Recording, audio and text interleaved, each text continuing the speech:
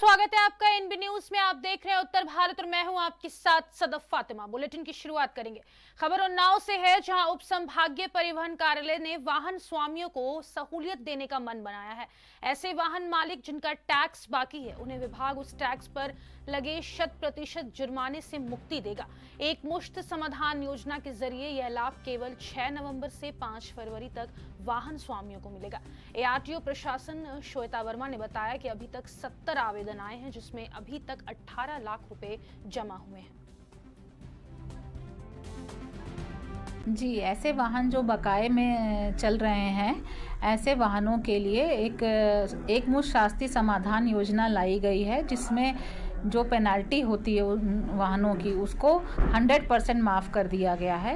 ये योजना 6 नवंबर से लेकर के 5 फरवरी तक प्रभावी रहेगी। 5 फरवरी से पहले जो भी वाहन स्वामी अपना टैक्स जमा करना चाहते हैं, तो वो कार्यालय आकर के पेनाल्टी में 100% छूट प्राप्त करते हुए अपना टैक्स जमा कर सकते हैं। इसके पश्चात पेनाल्टी में कोई भी माफ़ी प्रदान नहीं की जाएगी। मैम, जब से योजना चालू हुई तब से लगभग कितने लोग जमा कर चुके हैं? अभी तक हमारे यहाँ करीब 70 आवेदन आए हैं, जिससे करीब 18 लाख रुपए जमा हुआ है। मुरादाबाद मंडलायुक्त अनंजय कुमार सिंह ने कहा कि संभल में स्थिति सामान्य है, बाजार और स्कूल सब खुले हुए हैं। एहतियातन वहां पर इस समय फोर्स लगाई गई है। अभी तक 28 लोगों को जेल भेजा जा चुका है। आज 3 लोगों को हिरासत में लिया गया है, जिन्होंने भीड़ को एकत्रित किया और उनसे पूछताछ में लोगों को चिन्हित किया गया है। आगे की पूछताछ जारी है। संभल में स्थिति सामान्य है, बाजार और स्कूल वगैरह सब खुले हुए हैं। एहतियातन वहां पर इस समय फोर्स लगाई गई है। अभी तक जो गिरफ्तारियां थी, 27 गिरफ्तारी थी, उसमें एक व्यक्ति को 151 में चालान किया गया, तो उसको भी जेल भेजा जा चुका है। तो टोटल 28 लोग हैं जिनको जेल भेजा जा चुका है।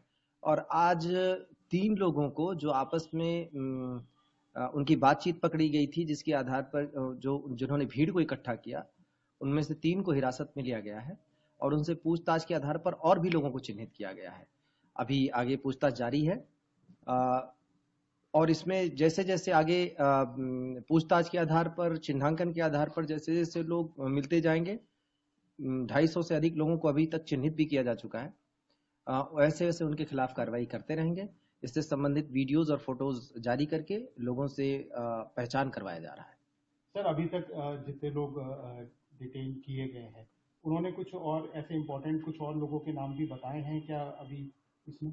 बिल्कुल, बहुत सारे लोगों की पहचान उन्होंने की है। इनफैक्ट फोटोज और वीडियोज भी उनको दिखाए गए, उनमें से बहुत सारे लोगों का डिटेल उन्होंने दिया है और उस पर कार्रवाई की जा रही है। उनसे काफी अहम जानकारी मिली है और अभी भी उनसे पूछताछ चल रही है। सर, कुछ ऐसे वहां पे पुलिस से भी कुछ इस तरीके के बुलेट्स, रबर बुलेट्स, ये कुछ भी लूटे गए थे क्या, छीने थे लोगों ने? हाँ, कुछ बात ऐसी आई थी, इसको इम्प्रेशन ऐसे दिया गया था कि हथियार लूटे गए। हथियार नहीं, कुछ एक कारतूस लूटने की छीना झपटी में उसमें कोशिश हुई थी और कुछ ऐसी चीजें जो हम डिटरेंट के तौर पे इस्तेमाल करते हैं, उनको छीना गया था, लूटा गया था। उसका एफआईआर में उसका विवरण भी दर्ज है, पूरा डिटेल है। उसके ऊपर भी हम उन लोगों की पहचान कर रहे हैं। सर, कुछ इलीगल वेपन्स भी रिकवर हुए हैं वहां के? जी हाँ, इलीगल वेपन्स वहां से रिकवर हुए हैं। अभी और भी पड़ताल चल रही है, हो सकता है और भी निकल सके। वहां पे मौके पर उसी दिन वहां से और वहां से कुछ दूरी पर से कई सारे वेपन्स रिकवर किए गए। उत्तर प्रदेश के एटा जिले में एक साथ 21 क्लर्क को सेवा से बर्खास्त कर दिया गया। इन पर आरोप है कि ये 30 साल पहले फर्जी तरीके से नौकरी पाए थे। जब जांच हुई तो पाया गया कि इन लोगों को 1993 से 1995 के बीच बिना किसी सरकारी आदेश के नौकरी दे दी गई। चूंकि तब कासगंज जिला एटा जिले में ही था, तो इन 21 की नियुक्ति भी एटा में थी। अब इनमें से 11 कासगंज कलेक्ट्रेट में तैनात थे, वहीं 21 में 15 तो रिटायर हो चुके हैं।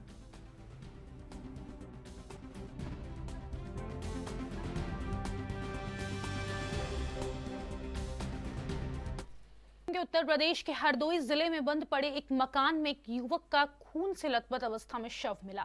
दरअसल युवक 26 नवंबर की सुबह घर से निकला था, जिसके बाद वापस नहीं लौटा। जब पड़ोस की महिला बकरी पकड़ने गई, जिसे एक बंद पड़े मकान के बरामदे में शव पड़ा मिला। वहीं सूचना पर पहुंची पुलिस ने शव को कब्जे में लिया है और अन्य आवश्यक कार्रवाई की जा रही है। सीओ सिटी अंकित मिश्रा ने बताया कि परिजनों ने तहरीर लेकर अग्रिम विधिक कार्रवाई की जा रही है। यह प्रकरण थाना पसदेवरा के ग्राम अनंतपुर का है, जहां आज थाने पे सूचना प्राप्त हुई कि गांव के ही एक बंद मकान के बरामदे में एक व्यक्ति का शव मिला है। शव की पहचान अजय सिंह पुत्र राम नरेश के रूप में हुई है।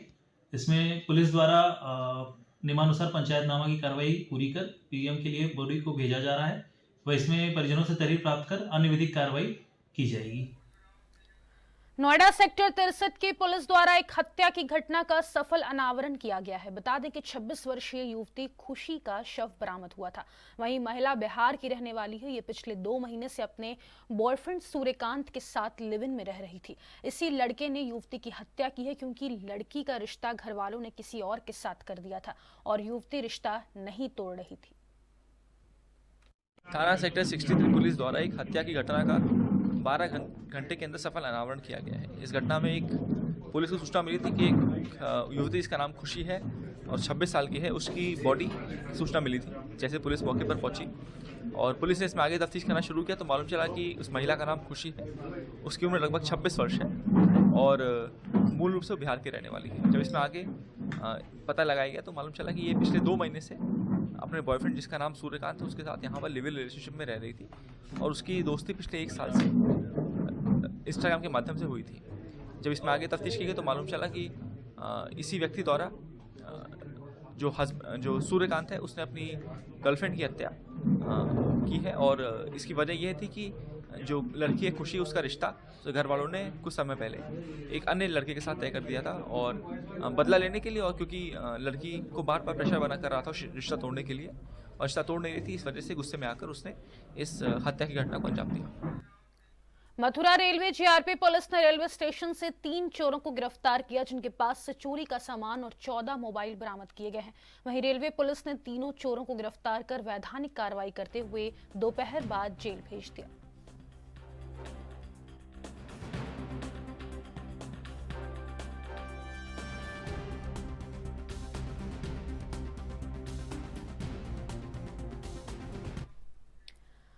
संभल हिंसा पर विपक्ष द्वारा दिए गए बयान पर यूपी के डिप्टी सीएम केशव प्रसाद मौर्य ने कहा कि उपचुनाव में जो सपा का पराजय हुआ है, वो उसका बदला प्रदेश का माहौल खराब करने में लगी हुई है। उन्हें इससे बहुत नुकसान उठाना पड़ सकता है, चाहे इसमें उनका सांसद, विधायक या पदाधिकारी शामिल क्यों ना हो। सपा गुंडे, अपराधी, माफिया, दंगाई, भ्रष्टाचारियों का एक गैंग है। उन्हें समझना चाहिए, कानून को जो भी हाथ में लेने की कोशिश करेगा तो कानून उसके खिलाफ कार्रवाई जरूर करेगा। देखिए, कानूनी लड़ाई लड़े, यही तो उत्तर प्रदेश की सरकार चाहती है कि उत्तर प्रदेश में जब चुस्त दुरुस्त कानून व्यवस्था है तो कोई कानून से खिलवाड़ ना करे। अगर समाजवादी पार्टी पराजय जो उपचुनाव में हुई है उसकी खींच उत्तर प्रदेश का माहौल खराब करके उठाने की कोशिश कर रही है तो बहुत नुकसान उठाएगी, चाहे उनका कोई सांसद हो या विधायक हो या पदाधिकारी हो। वो मैं जानता हूँ समाजवादी पार्टी गुंडे, अपराधी, माफिया, दंगाई, भ्रष्टाचारियों का एक गैंग है और उसमें जो इस प्रकार की मानसिकता के लोग हैं उनको ये समझना चाहिए कि कानून को कोई हाथ में लेने की कोशिश करेगा तो कानून उनके खिलाफ जो कार्रवाई होती वो भी करेगा। अखिलेश यादव लगातार इस पे ये बात कह रहे हैं कि उपचुनाव में धांधली की गई, उस धांधली से दिमाग हटाने के लिए खिसियानी बिल्ली खंभा नोचे। उपचुनाव में इतनी करारी पराजय हुई है कि अखिलेश यादव जी को मिर्ची लगी हुई है और उसके कारण से वो बिलबिलाते रहते हैं रोजाने। मेरा ये कहना है कि श्री अखिलेश यादव जी समाजवादी पार्टी के अध्यक्ष हैं, सांसद हैं, पूर्व मुख्यमंत्री हैं, क्यों आग में घी डालने का काम कर रहे हैं? अपने लोगों को समझाने का प्रयास क्यों नहीं कर रहे हैं? वो चाहते हैं कि उत्तर प्रदेश का माहौल बिगड़ जाए और भारतीय जनता पार्टी उत्तर प्रदेश का माहौल बिगड़ने नहीं देगी, भाजपा की सरकार नहीं बिगड़ने देगी। जो कानून को हाथ में लेगा उनके खिलाफ कार्रवाई होगी। देखिए, काशी जोन डीसीपी गौरव बांशवाल ने बताया कि विगत कुछ दिनों पहले लंका में तकरीबन 4 चोरियां हुई थी, जिसमें 2 लोग पुलिस द्वारा पकड़े गए हैं। इनका पुराना इतिहास खंगाला जा रहा है। वहीं इनके पास से लगभग 1 लाख रुपए कैश बरामद हुए हैं और तकरीबन 1 लाख की ज्वेलरी भी बरामद हुई है, जिसमें 20 सिक्के चांदी के और 4 सिक्के सोने के बरामद हुए हैं। इसमें मुख्य चोरी पुलिस वाले के घर हुई थी, उसका भी खुलासा इसी में कर दिया गया।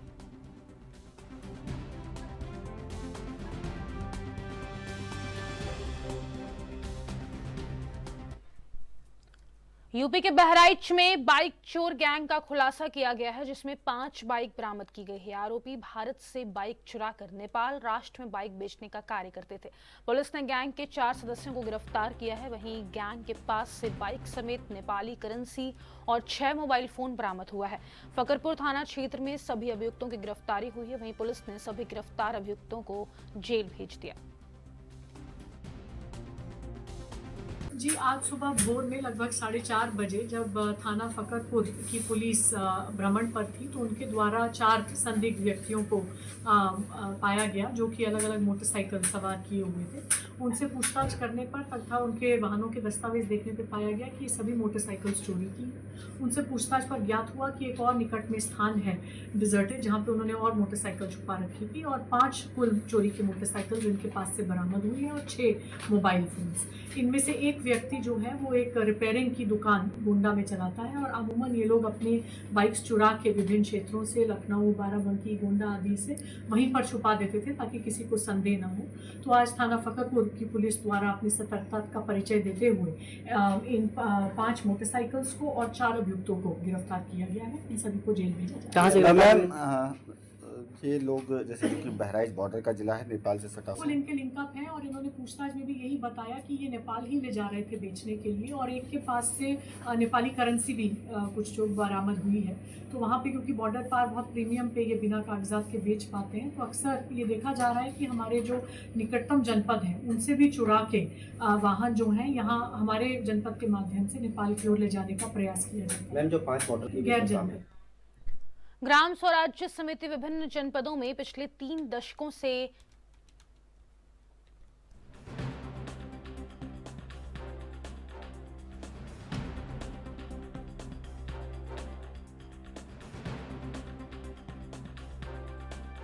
संरक्षण व बाल सुरक्षा के क्षेत्र में कार्य कर रही है। वहीं वर्तमान समय में जनपद चंदौली में जस्ट राइट फॉर चिल्ड्रन के साथ जुड़कर बाल संरक्षण के क्षेत्र में कार्य कर रही है। आपको बता दें कि बच्चों को सरकारी योजनाओं से जोड़ने का कार्य, बच्चों को स्कूल से जोड़ने का कार्य जनपद के सभी क्षेत्र पंचायतों में काम करने के लिए संकल्प के साथ प्रण प्राण से लगी हुई है। कल दिनांक 27 नवंबर 2024 को महिला एवं बाल विकास मंत्रालय भारत सरकार द्वारा बाल विवाह मुक्त भारत अभियान का शुभारंभ किया गया।